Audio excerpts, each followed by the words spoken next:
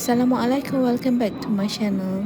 So kali ni kita ke Osaka, Japan, 7 hours by Batik Air. Jom naik. Okey, kita nak menuju ke Kyoto. Harga tiket untuk 2 orang 7180. So yang ni sekali dengan seat tau. So kalau korang tak nak seat, dia free seat lah. Duduk bercampur lah. And then dia akan bagi tahu pintu berapa you all akan naik.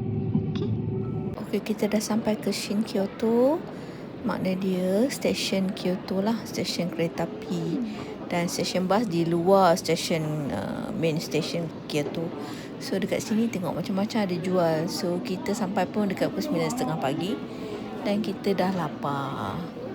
So kita shopping, bawa makanan, bawa ke hotel lah nak makan nanti. So sebenarnya kita ada problem. Sampai-sampai rupanya our hotel saya salah booking date bulan 2 ya. Jadi saya terpaksa cancel dan kita rebook hotel lain. Dekat situ dah penuh.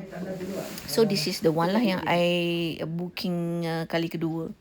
Boleh lah jauh sikit daripada Kyoto Station, but overall okay.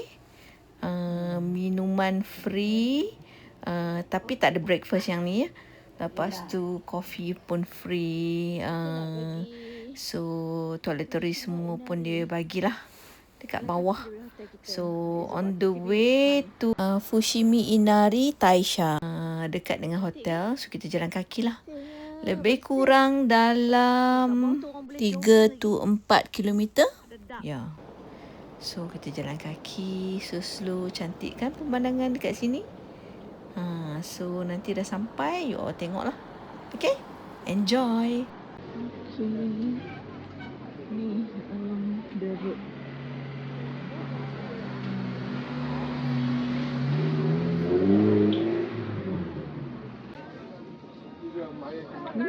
Cantik nampak.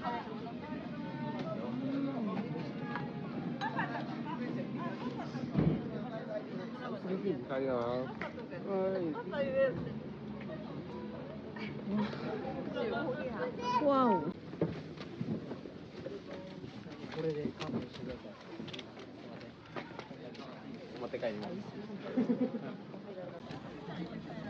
Okay, inilah suasana di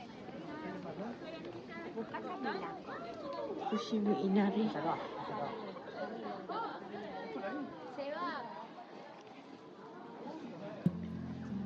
Wow, cantik guys.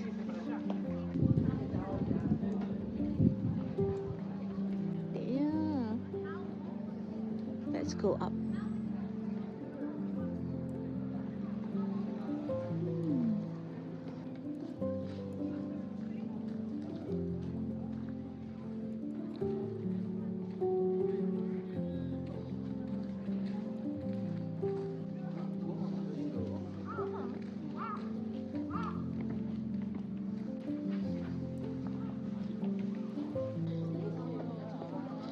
So untuk sesiapa yang berminat untuk datang ke Jepun ni, dia banyak berjalan. Kalau you all tak boleh nak jalan banyak, you all kena sewa kereta ataupun naik train. Tapi kalau you all naik train pun, you all kena jalan ke atas ni, nak mendaki naik ke atas. Itulah.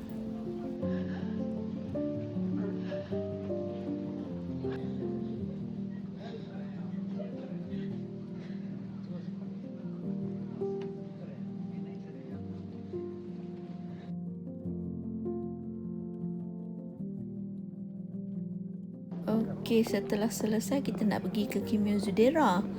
Tapi pukul 6 dah lengang, dah tutup. Jadi kita orang naik juga sampai ke atas. Tapi tak masuk dalam lah sebab tak ada orang kan, dah close kan. So kita akan repeat, mana ada slot kosong kita cuba nanti masukkan. So jumpa esok second chapter untuk day 2. Jangan lupa subscribe my channel ya guys. Bye. Assalamualaikum.